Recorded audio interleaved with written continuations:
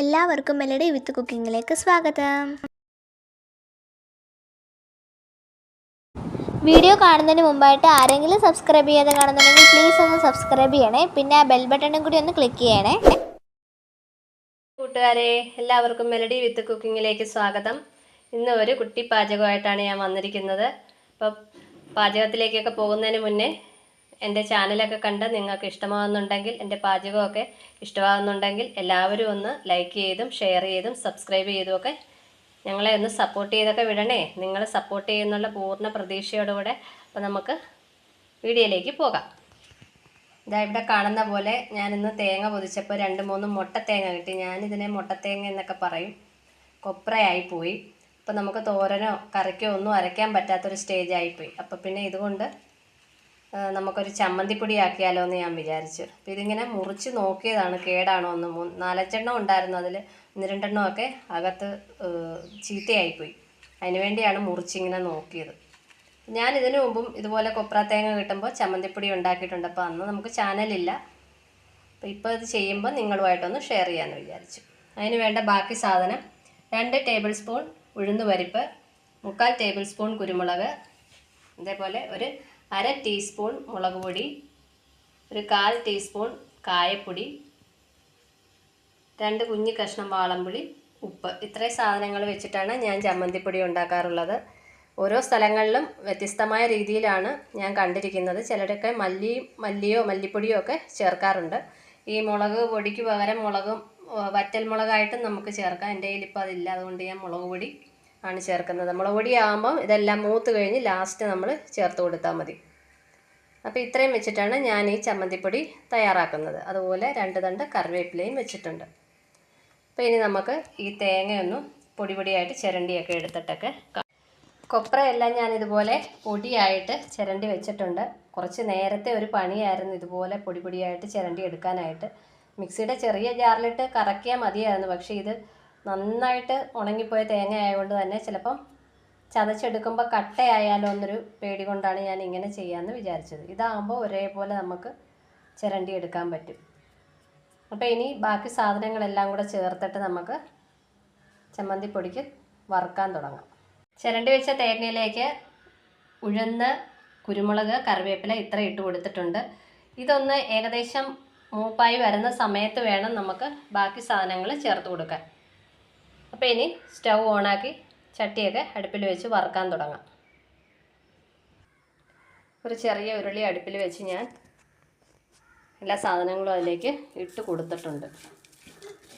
ഇനി കൈവിടാതെ നമ്മൾ ഇളക്കി അതൊന്ന് അത്യാവശ്യം ഒന്ന് മൂത്ത് വരണം. ഒരുപാട് മൊരിഞ്ഞു പോകണ്ട, അപ്പോൾ എണ്ണ തെളിയും. കാര്യം ഇത് കൊപ്ര തേങ്ങ ആയതുകൊണ്ട് തന്നെ ഒരു ലൈറ്റ് ബ്രൗൺ കളറാകുമ്പോൾ നമുക്ക് ബാക്കി സാധനങ്ങളും കൂടെ ചേർത്ത് വറുത്തെടുക്കണം. അപ്പോൾ ഇനി ഇതൊരുവിധമായിട്ടൊക്കെ നമുക്ക് കാണാം.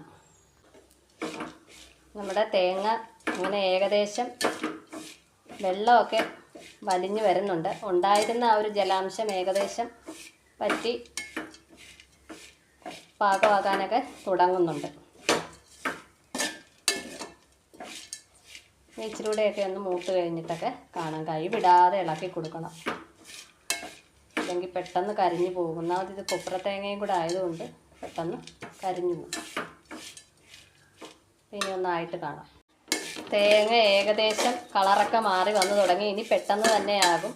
ഇനി അപ്പോൾ ഈ സമയത്ത് തന്നെ നമുക്ക് പുളിയും ഉപ്പും ചേർത്ത് കൊടുക്കാം. അതിൻ്റെ ആ ഒരു ജലാംശമൊക്കെ ഈ കൂട്ടത്തിൽ തന്നെ പോയി കിട്ടും. പുളിയും ഉപ്പും ഞാനിതിലേക്ക് ഇട്ട് കൊടുത്തിട്ടുണ്ട്. ഇനി നന്നായിട്ട് അതും ഒന്ന് മൂത്ത് വരട്ടെ. പുളിക്കകത്തൊക്കെ ചെറിയ വെള്ളമയം ഉണ്ടല്ലോ, അതുകൂടെ ഈ കൂട്ടത്തിൽ മാറി കിട്ടും. ബാക്കി മുളക് പൊടിയും കായപ്പൊടിയും കുറച്ചുകൂടെ കഴിഞ്ഞ് നമുക്ക് ചേർത്ത് കൊടുക്കാം.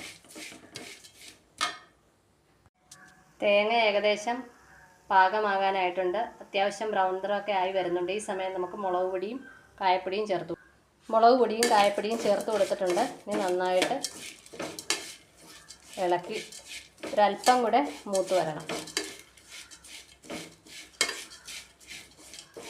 എന്നിട്ട് നമുക്ക് കാണാം. ഈ പൊടിയുടെ പച്ചച്ചവയൊക്കെ ഒന്ന് പോകണം, മുളക് പൊടിയുടെ.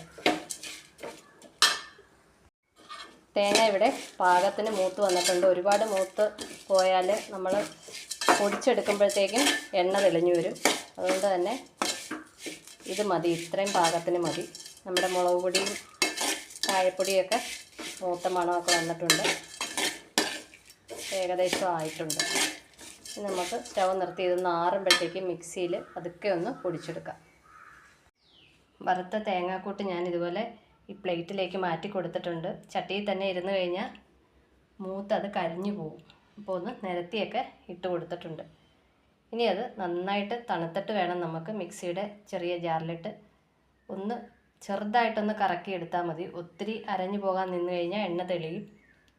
അതുകൊണ്ട് ഇനി അത് പൊടിച്ചൊക്കെ എടുത്തൊക്കെ കഴിഞ്ഞിട്ട് നമുക്ക് കാണാം. അങ്ങനെ കൊപ്ര തേങ്ങ വെച്ച് ഞാനിവിടെ അടിപൊളി ചമ്മന്തിപ്പൊടി തയ്യാറാക്കി കഴിഞ്ഞു. നല്ല ടേസ്റ്റ് ഉണ്ട്. അപ്പോൾ ചമ്മന്തിപ്പൊടിയൊക്കെ ഉണ്ടാക്കാൻ താല്പര്യമുള്ളവരൊന്ന് ട്രൈ ചെയ്ത് നോക്കണം. പിന്നെ നിങ്ങൾക്ക് ഇതിനകത്ത് ചെറിയുള്ളി, വെളുത്തുള്ളി, മല്ലി, ഇഞ്ചിയൊക്കെ ചേർക്കണമെങ്കിൽ ചേർക്കാൻ. ഞാൻ ഇങ്ങനെയാണ് തൽക്കാലം ഉണ്ടാക്കിയത്. അപ്പോൾ ഈ കുഞ്ഞു വീഡിയോ ഇത്രയൊക്കെ ഉള്ളൂ. ഈ വീഡിയോ നിങ്ങൾക്ക് ഇഷ്ടമായിട്ടുണ്ടെങ്കിൽ എല്ലാവരും നമ്മുടെ ചാനലൊക്കെ ഒന്ന് സപ്പോർട്ട് ചെയ്തൊക്കെ വിടണേ. അപ്പം മറ്റൊരു അടിപൊളി വീഡിയോയിൽ കാണുന്നത് വരെ എല്ലാവർക്കും നന്ദി, നമസ്കാരം. Thanks for watching. എല്ലാവരും ലൈക്ക് ചെയ്യണം, ഷെയർ ചെയ്യണം, സബ്സ്ക്രൈബ് ചെയ്യണം. അപ്പോൾ അടുത്തൊരു വീഡിയോയിൽ കാണുന്നവരെ എല്ലാവർക്കും ടാറ്റാ.